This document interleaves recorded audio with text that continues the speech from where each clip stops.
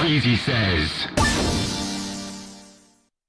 Oh, how's that verb sound? Ooh, verb. What's good, Greasy people? We're doing this. I got some feedback. Welcome back to Greasy Says, the podcast, video podcast now about making games. I'm Greasy. Hello, look at my nice fucking floral ass shirt. Isn't it awesome? I need to shave too. Whatever. If I keep looking at this camera, I'm going to bug out. So I got to get this out of the way. What's up? So Greasy Says, we're here. We're making games. We're talking about games. Today on Greasy Says, I am going to reveal a little bit about what I'm working on. I'm going to show you all a part. I'm going to spoon feed it. I'm not going to give you all at once, but I'm going to show you some parts of what I've been working on. And it's going to be sweet. So, first things first, iPapa freaks all the honeys, right? So, I just want to alert all of the Greasy Says fans out there that the Greasy Says YouTube channel, right here on your screen right now, this is where you go to watch the videos. Look at how many views I have. What is that, like 11 on one of them? Wow, on the last one, on others. This is because I was originally hosting on like Buzzsprout or whatever. I decided I wanted to move the whole thing to YouTube, so here we are. This is the channel. Tell all your friends, go subscribe, go like a couple videos, listen to some old podcasts if you want. Get plugged in, because this is where everything's going to drop from now on. So, Greasy Says on YouTube. Thank you and please. Okay? Great. Now, what do I want to talk about this week? I want to talk about horror. The thing I'm building is horror, and I want to talk about horror. Is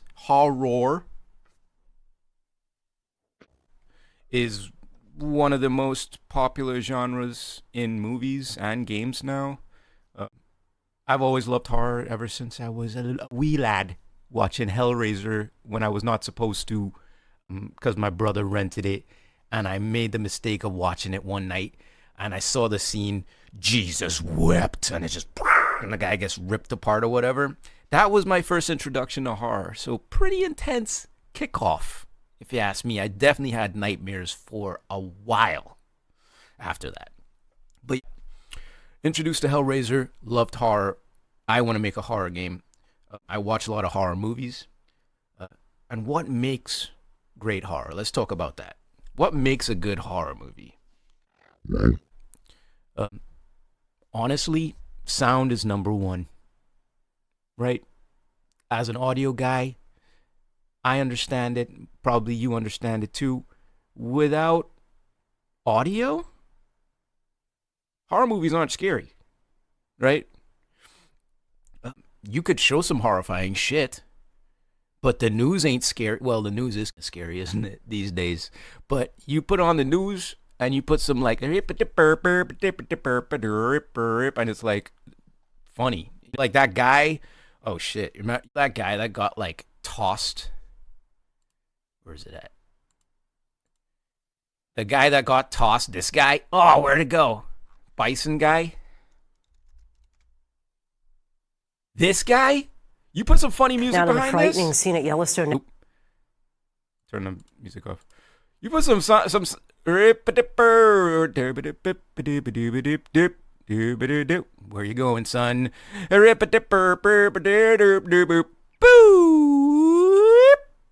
I mean, you put some sound. I feel bad for this poor guy, but he looks well built. He looked like he could take a charge. Anyway, so you put music, good sound behind something, you can evoke all kinds of emotions. And that is the power of sound in horror and in all media, really. So that's going to be really important to me making this game. I have to find the right assets. I'm gonna like do like dummy sounds mostly for a lot of this. Some of it's gonna stay, but a lot of what you hear in the building stages is probably gonna change. I'm probably gonna do a final pass of like really nice juicy stuff. And I was thinking about great horror stuff that I've looked at recently and why they were so great. And I can't help but think about Obsession. Everybody knows about this movie now, right? When I saw it, I didn't know anything about it. I literally saw the trailer, was bored, and was like, I'm gonna go watch this. Sure. I didn't know anything about Curry or whatever his name is, the guy who makes it. I had coincidentally seen his The Chair short on YouTube years ago. Didn't know who this guy was. It was entertaining. It was cool. But he stole the show. Literally, he stole opening weekends from all kinds of big budget films. This one guy, the movie cost like not even $1 million to make or something like that, and made $1 bajillion. Instantly catapulted him to the top. But there's a couple of things in that movie that make it so horrifying. One is Homegirl's performance is out of control. She is completely unhinged, terrifying. As a dude who is personally scared of women, modern women these days, I'm not even gonna front. Scared. I love y'all, but y'all scare me. Uh, the way she took unhinged, unstable girlfriend to the stratosphere. Sorry, can't answer right now. Bye. Um, Amazing performance, fantastic performance. Other things such as like the way that he did certain like effects where he would reverse footage or speed up footage to make things look um, otherworldly, supernatural. Amazing. But the sound in that movie. I had a buddy who talked to me about it because he knows I'm an audio guy, and he was like, "You didn't think the sound was like too harsh, too distorted?" And I was like, "No, that's the whole point. The movie's about how love can be transformed and mangled into this terrifying mess. And they managed to use sound to convey that. The way everything is distorted, the way that her screams are blown out and super loud, the way that they place music to make you really uneasy in those moments where she's like standing in the corner watching you sleep. Uh, the way they filtered her voice. Like there was times when she would scream and you could tell whoever the sound designer was put it through a certain distortion or through a certain filter or through a certain tube amp or whatever to change the sound enough to make it even more terrifying, to make it even more present right in your face. Fantastic movie, amazing sound design. I can't say enough about it. One of the modern horror greats. I'm just gonna put it out there. I was personally terrified. I was sitting there like this. I was literally like hiding behind my hands and shit. So I'm gonna take some inspiration from Obsession. You don't need a huge budget. You don't need all these bells and whistles. You just need to do a few things well, and the thing will move, and the thing will evoke. So, how are we doing on time here? Let's see. I gotta look at my dumb face again. Great. Um, Damn, I am blowing up. I'm so popular. Why am I so popular? Nobody wants to talk to me except when I'm making a podcast. Isn't that funny? Isn't that how it always works? I guarantee my kid's gonna come up here and be like, "Daddy, can we play Plucky Squire?" Like, right when I'm recording this thing. Okay, so let's get into where I'm at with this game here. You guys can see Unreal, right? So I've been working on a few things. I got this station set up. I've been gray boxing stuff. Some stuff is skinned, but I'm not going to show you that yet. Um, and I got a few systems working, like certain VFX Niagara particles. Niagara's a particle system in Unreal, if you don't know. Um, Very powerful, and I've always been interested in doing particle stuff. I find effects work pretty fun. So I'm like, I've been diving into that. That's really fun, challenging. I've also been doing like screen shake stuff. I'm doing custom head bobs and stuff for walking, placing footsteps in the world, like actually like emitting from a point in the world, not just playing in 2D and stuff. Um, some alarms, some ambient zones for reverb and stuff like that. But so just trying to lay down some groundwork so eventually I can build something cool out of this. So let's fly in here. And this is like the first room of the level. Notice it's still in gray box form. But over here is like one of the main resources in the game is going to be oxygen. So you're constantly running out of oxygen as a player, and you have to get to these terminals to fill it up, or else you die. Which I haven't made the death stuff yet.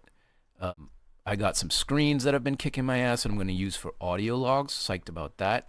Hey, I put this guy in here so I can. Very important when you're making games. I never really thought about this until I started doing this, but I've done it before in other projects. I just haven't thought about it from the beginning. Is place an actor in your level so that what size to build your room. Wow. Seems like common sense, but you'd be surprised how quickly you forget that. Up here is like a little alarm thing. I got some lights that emit light and like are reactive. So like when there's explosions or shakes in the world, those lights flicker. And then I got my doors and my terminals to open said doors. So let's take a look, huh? What do you think? Let me see here. OBS has audio on. Perfect. Let's do it, man. I'm surprised at how well this OBS thing is working. Like I'm not a streamer. I don't know how to do this thing. I like looked up this morning how to set up the camera because my cuz called me yesterday. He's like, dude, why don't you have a camera on your face, you idiot? And I'm like, well, if you insist. Let me put on a nice shirt. Anyway, let's check this shit out.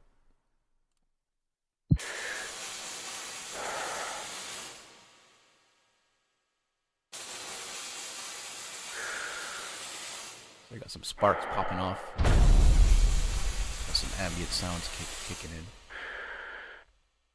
Got the breathing.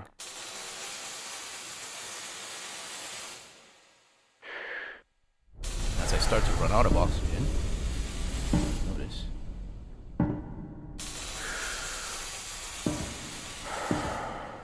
This should be flickering. This should be flickering. I gotta step away to turn this on. This is supposed to feel like a malfunctioning oxygen dispensary terminal thing. It's making noise. Walk up to it. It's oxygen.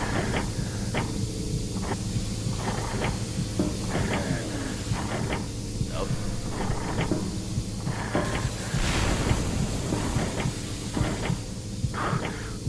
Well, if I gotta turn up the so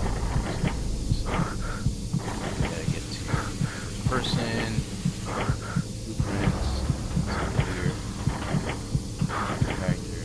Oh no, it's a class. It's an audio class. Classes, player. Turn this up to 1. Alright.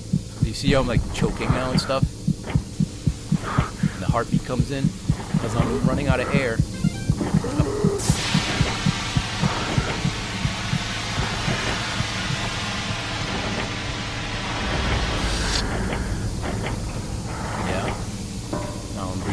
Again, walk around and explore, and then I have this so like when it runs out, it dies.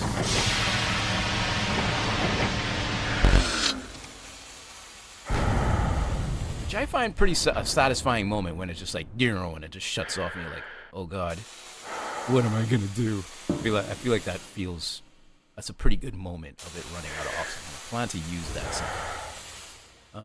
And if we look up here, well, the alarm isn't working right now because it's supposed to be proximity based, and I haven't set that up properly.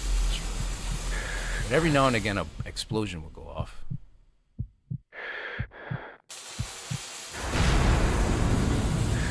See that light flickers? And you saw those little particles that popped up there? It's supposed to be like dust. I gotta work on that. It's not great right now, but it does scatter debris meshes onto the ground when an explosion happens, and those puffs of smoke are supposed to be like the dust coming off of this derelict station. Oh god, I'm gonna die. Well, I can't die. I don't have a death state yet. But this is the beginning of it, man. Yeah, those dust clouds are terrible. I really gotta fix that. If you're out there and you're watching this and you have tips on how I can make cooler falling dust effects, holler at your boy because I need help. I'm not a VFX artist. I want to build it myself instead of just getting a asset pack online or something. So if you have tips about how to make good falling dust particles that are efficient, that's because that's the name of the game in this. I want this to be extremely efficient. That's part of the whole goal. Um, but so that's the first room of the derelict station. Okay, I know it's like you might be impressed, you might not be impressed at all, but this is where we start and we go from here, y'all. We go from here. I can give you a little aerial shot of the whole level if you want. So I got some white boxed, gray boxed. Oh, I can't. I'm not showing you that, am I? There we go. I got some gray boxed rooms that I want these rooms to be points of interest. Maybe they'll hold some logs in there. Maybe this level will change size and stuff, but these are bigger rooms, and then there's a bunch of hallways. The reasons that they're disappeared is because I have like distance culling, which is a way to save on CPU, RAM, like memory, basically to optimize your level so that when you're away from these areas, you're not looking at them and you're far enough away, they just don't draw so that they're not using processing power to draw those things and like GPU to draw those things. There's a few things it looks like it's missing some assets there that should disappear, but they're not, so I'll figure that out later. But I got a list of bugs, y'all. It's growing. But that is what we have so far for the derelict station. Let me know what you think. Let me know if, right off the bat, if you see things you're like, you should do this or you should add this or whatever. And I'll show more as we move forward. And I'll try to make this thing as freaky as possible. I got a few sound libraries I think I'm going to pull from for this. And I'm going to spend maybe a good week or two just working on sound design once this whole thing is built. So follow along. Tell your friends. Tell everybody Greasy says is doing video now. He's making a game. Go back, listen to the old episodes. We got a Patreon coming. I'm working on that because I'm hoping that the supporters will come and help your boy and support your boy. But this is just the beginning. This is just baby steps, y'all.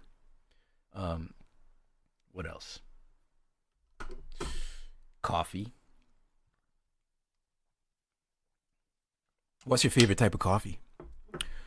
Right now, I'm having an iced coffee right now. I make these every morning. Right now, I've been drinking Trader Joe's Sumatra and Trader Joe's Ethiopian coffee. I don't fuck with Trader Joe's. Trader's Joe is not my boy. I'm sorry if you're a fan, but a lot of their food is trash. My mom loves Trader Joe's.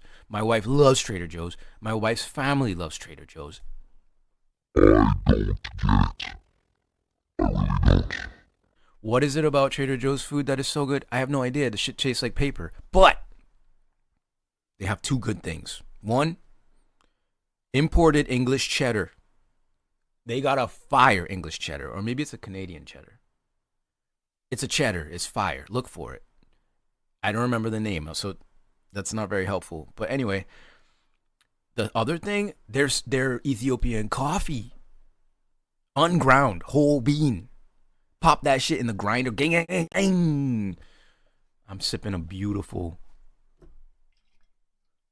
iced coffee right now. So what's your favorite Trader Joe's coffee? You got one? Huh? Or your favorite coffee in general? Are you a Cafe Bustelo type of motherfucker? Huh? I don't know. We'll see. So yo, Greasy people, thanks for coming out. Thanks for listening. Thanks for watching. Remember to like, comment, subscribe to the YouTube channel. Do I need to show y'all again? The YouTube channel? Wait, what am I showing you right now? I'm showing you my whole calendar. That's not good. Let's not do that. Let's not do that either. Oh my god, what a nightmare. Fuck. I'll figure out this scene switching thing eventually. I don't know how you streamers do it, man. I gotta figure out how to blur that shit. That's like personal information I was put out there, man. I'm a mess, bro. I'm a mess. Maybe I need to get hit by a bison sent up in the sky. And just get my head shaking around a little bit so I can figure out what the fuck I'm doing here. Anyway, y'all. Greasy people, thank you. I love y'all. Peace out. Tell your friends. Let's go.